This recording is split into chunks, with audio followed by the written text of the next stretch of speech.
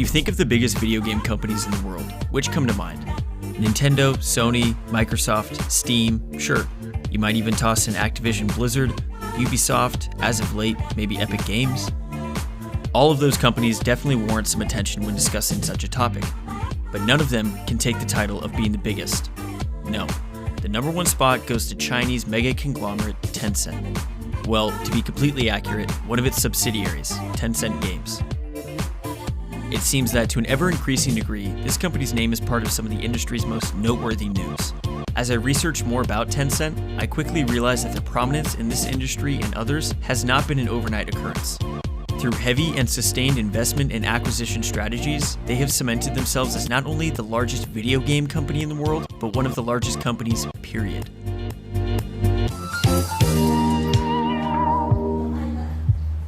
Tencent was founded in 1998 by a group of Chinese businessmen led by Pony Ma. In 1999, they launched the instant messaging service QQ. If you have never heard of QQ, don't worry, it's not that popular. As of 2018, it only had 807 million monthly active users. Yeah, kinda big. While initially unprofitable, by 2005, Tencent's premium offerings and branding of their QQ service became income generators. With a steady flow of cash, they rapidly expanded into video games just a few years later. Some of these early games that Tencent had a part in producing were Crossfire and Dungeon Fighter Online. Again, pretty inconsequential properties to own. Earlier, I mentioned that Tencent has an appetite for investment, and in 2011, they sat down to eat. Tencent purchased 92% of Riot Games for about $230 million. You know, the developer behind that little game, League of Legends, that has a player base of 115 million and has tournaments with prize pools of up to $6 million? Yeah, that one. Taking the words of Columbus from Zombieland to heart, Tencent circled back in 2015 and purchased the remaining 8% equity of Riot Games to finish the job. At this point, you might be thinking you have a grasp at how large Tencent is. I promise you, you don't. This is just the beginning. While Riot is among Tencent's most important acquisitions, they also own a substantial piece of Epic Games, 40% to be precise. Epic Games is the developer of Fortnite, which, if you were to ask it, would say, "Do you know who I am?" No, I can't say that I do. I don't know how to put this, but I'm kind of a big deal. Obviously, the Fortnite aspect is huge. I mean, it grossed over $1.9 billion in 2019 alone. But they purchased 40% of Epic all the way back in 2012. How did they know that Fortnite would be such a big hit 5 years before it came out? They didn't. The real reason why Tencent invested in Epic Games, and the real reason why owning 40% of Epic is so important, is because Epic Games owns one of the most popular game engines in the world, the Unreal Engine. For those of you that don't know what a game engine is, it's exactly what it sounds like. It is what the game itself runs on, just like with a car and its engine.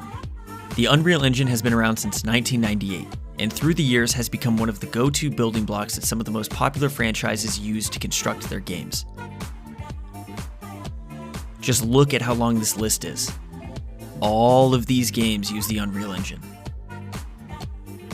But again, why is it important to own part of the Unreal Engine rights? Well, the Unreal Engine is actually free to use, so you or I could start developing a game using the engine and not have to pay anything to do so. However, developers of commercially released games or applications must pay Epic a 5% royalty on gross revenue above $3,000 per product per quarter.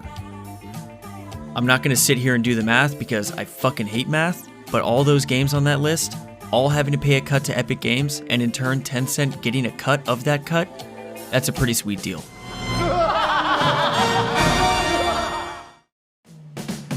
I'll give you some more context for just how wise of an investment this was for Tencent back in 2012. Back then, Epic Games was worth around $825 million, so Tencent paid $330 million for their 40% share.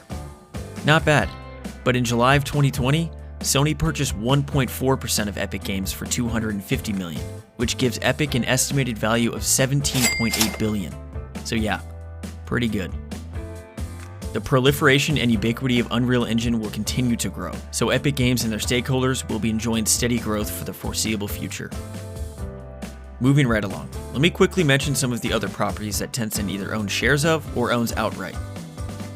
Honor of Kings was released in 2015, and by 2017 was one of the world's most popular and highest grossing games of all time, as well as the most downloaded app globally. They own 84% of Supercell, developer of Clash of Clans, Clash Royale, and other wildly popular mobile games. 5% of both Activision Blizzard and Ubisoft, as well as 1.5% of Bluehole, the publisher of PlayerUnknown's Battleground. And to top it off, here's a list of their known investments in the games industry as of May 2020.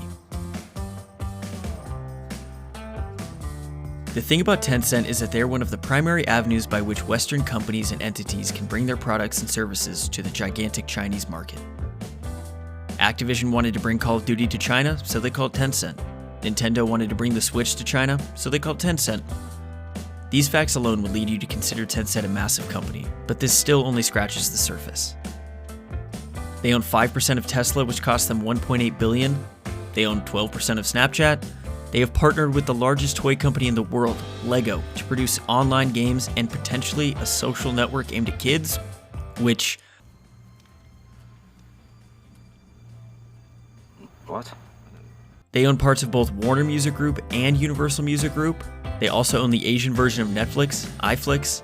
The list quite literally goes on. Take a gander at Tencent's Wikipedia page and you'll see that it is littered with multi-million-dollar investments and acquisitions. Basically, what I'm trying to say here is that Tencent has the kind of money to tell your fuck you money to fuck off. You, fuck off. I don't really have a message to end this video with, other than just Tencent is big, like really big. And I didn't know how much that was actually the case until I started to do some research. Along the way, I found out that I was giving a lot of my money to a company that I barely knew anything about. So maybe that's the message? Do an hour's worth of Googling about some of those companies you hear on the news, and you're probably going to find some connecting threads between them and your wallet. Have a good 2020, and... Fuck off. Hey everyone, thanks for watching. If you found this interesting at all, I would highly recommend doing some research about Tencent on your own. I definitely didn't cover everything I could have in this video. I just wanted to cover some of the big things that stuck out to me.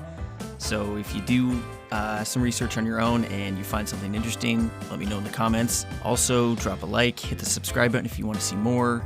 You can check out my last video, which was about The Last of Us 2 and how I thought it was too long, and games in general are too long. So that should be up on the screen shortly, if not right now. And then Ghost of Tsushima comes out in a few hours, and I'll be playing through that as fast as possible to get a video out as a kind of response to the very first one I made. And hopefully I'll have something to say about it by the time I'm done. All right, catch you guys next time.